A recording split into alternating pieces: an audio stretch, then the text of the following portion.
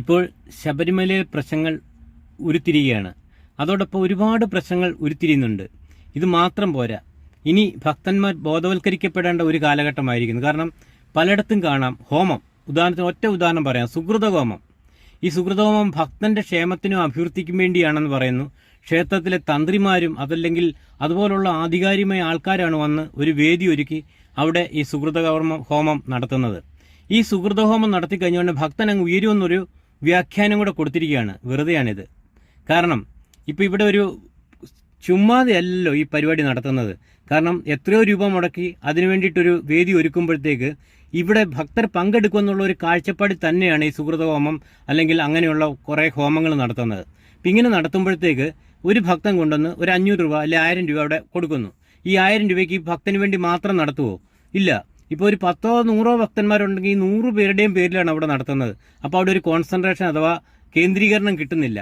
ഈ കേന്ദ്രീകരണം കിട്ടാതെ ഒരു വ്യക്തിക്ക് വേണ്ടിയല്ല, ഒരു സമൂഹത്തിന് വേണ്ടി മാത്രം ഇങ്ങനെ ചെയ്യുന്നു. ഈ സമൂഹം മുഴുവൻ എന്നാ സുകൃതത്തിൽ അങ്ങ് ലയിച്ചു ചേരാൻ പോകുന്നു. അപ്പോൾ ഈ സുകൃതഹോമം എന്നൊക്കെ പറയുമ്പോഴത്തേക്ക് പണം തട്ടിക്കാൻ വേണ്ടി മാത്രം നടത്തുന്ന വെറും ഒരു പ്രഹസനം മാത്രമാണ്. സുകൃതഹോമം ഒന്നും ഇങ്ങനെയല്ല നടത്തേണ്ടത്. ഈ വ്യക്തികളോട് ഞാൻ ആധികാരികമായി പറയുന്നു, ഇതല്ല സുകൃതഹോമം. സുകൃതഹോമം നടത്താനായിട്ട് വേറെ ഉപാധികൾ പലതും പറയുന്നുണ്ട്. ആ ഉപാധികളെ ലംഘിച്ചുകൊണ്ടാണ് ഒരു വേദി ഒരുക്കി അവിടെ നടത്തുന്ന സുഹൃതഹോമം. ഈ സുഹൃതഹോമത്തിൽ ചെല്ലുന്ന ഭക്തന്റെ പേരിലും നാളിലും ഇവിടെ എന്താ ചെയ്യുന്നത്? അതായത് സുഹൃതഹോമത്തിന് എത്ര പ്രാവശ്യം ഇത് ഹോമിക്കപ്പെടണം, എന്തെല്ലാം എങ്ങനെ ഹോമിക്കപ്പെടണം, അവിടെ ഭക്തൻ എങ്ങനെ വേണം, ഇതൊന്നുമില്ല. നമ്മൾ രസീത് എഴുതിയിട്ട് പോരുക, അവർ ചെയ്തെന്ന് പറയുന്നു. എന്നിട്ട് വേണേൽ നമ്മുടെ പേരൊന്ന് ഉച്ചത്തിൽ വിളിച്ചു പറയും.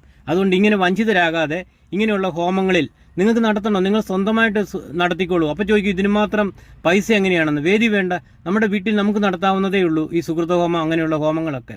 അതുകൊണ്ട് നിങ്ങളൊക്കെ ഈ കാര്യങ്ങളിൽ ബോധവൽക്കരണം നടത്തി സ്വയം മനസ്സിലാക്കണം ഈ സുകൃതഹോമം നമുക്ക് യുക്തമാണോ അല്ലയോ എന്ന് നോക്കിയിട്ട്.